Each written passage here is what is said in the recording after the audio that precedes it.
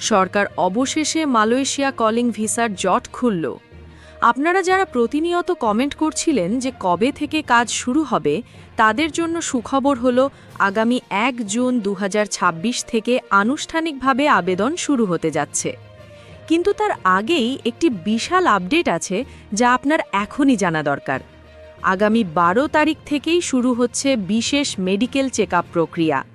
আজকের ভিডিওতে আমি দেখাবো ১ জুন থেকে আবেদনের নতুন নিয়ম, ১২ তারিখের মেডিকেলে কি কি পরিবর্তন আসছে এবং কোন ৫টি কঠিন শর্ত না মানলে আপনি মালয়েশিয়া যেতে পারবেন না।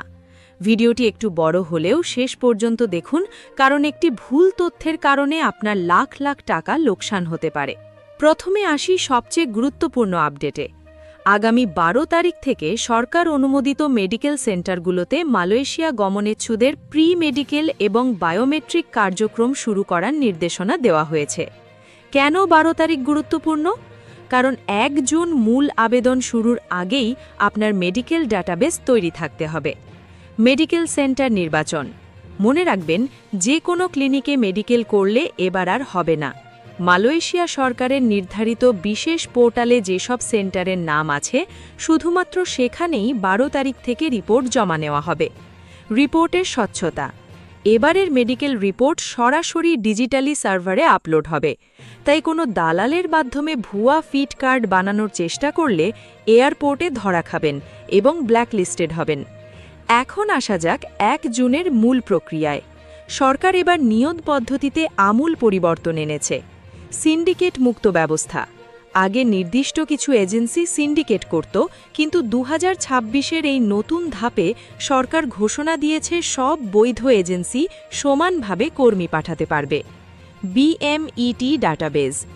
১ জুন থেকে যারা আবেদন করবেন তাদের অবশ্যই বিএমইটি স্মার্ট কার্ডের জন্য অনলাইন রেজিস্ট্রেশন থাকতে হবে। AI tracking.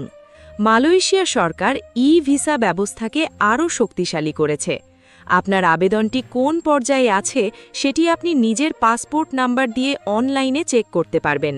সরকার এবার কর্মী নিয়োগে কিছু কঠোর শর্ত জুড়ে দিয়েছে। এই শর্তগুলো পূরণ না হলে আপনি ১ জুন আবেদন করতে পারবেন না। ১.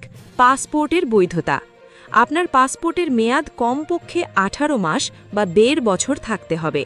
মেয়াদ কম থাকলে ১২ তারিখের মেডিকেলের আগেই রিনিউ করতে দিন। ২. Police clearance. কোনো প্রকার অপরাধমূলক রেকর্ড থাকা চলবে না।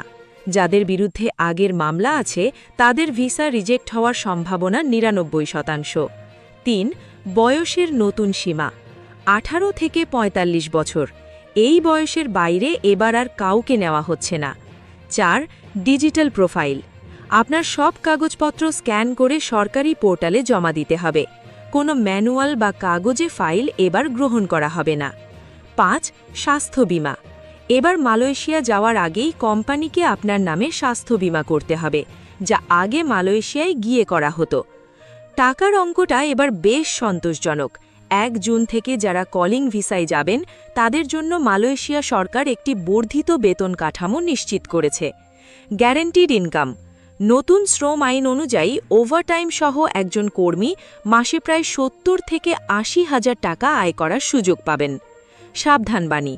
১২ তারিখের মেডিকেলের কথা বলে যদি কোনো দালাল আপনার কাছ থেকে অগ্রিম ৫০,০০০ বা ১ লাখ টাকা চায়, তবে সাবধান। সরকার এখনও কোনো এজেন্সিকে অগ্রিম টাকা নেওয়ার অনুমতি দেয়নি। সব টাকা লেনদেন করবেন সরকার নির্ধারিত ব্যাংক ড্রাফটের মাধ্যমে। বন্ধুরা, মালয়েশিয়া যাওয়ার স্বপ্ন সত্যি হতে চলেছে, তবে সঠিক পথে। ১২ তারিখের মেডিকেলের জন্য আপনার কাগজপত্র প্রস্তুত করুন এবং ১ জুনের আবেদনের জন্য তৈরি থাকুন। আপনাদের মনে যদি কোনো সন্দেহ থাকে বা নির্দিষ্ট কোনো মেডিকেল সেন্টারের নাম জানতে চান, তবে কমেন্ট করুন। ভিডিওটি ভালো লাগলে লাইক দিন এবং আপনার বন্ধুদের সাথে শেয়ার করুন যেন কেউ দালালের খপ্পরে না পড়ে। আজকের মতো বিদায় নিচ্ছি। আল্লাহ হাফেজ।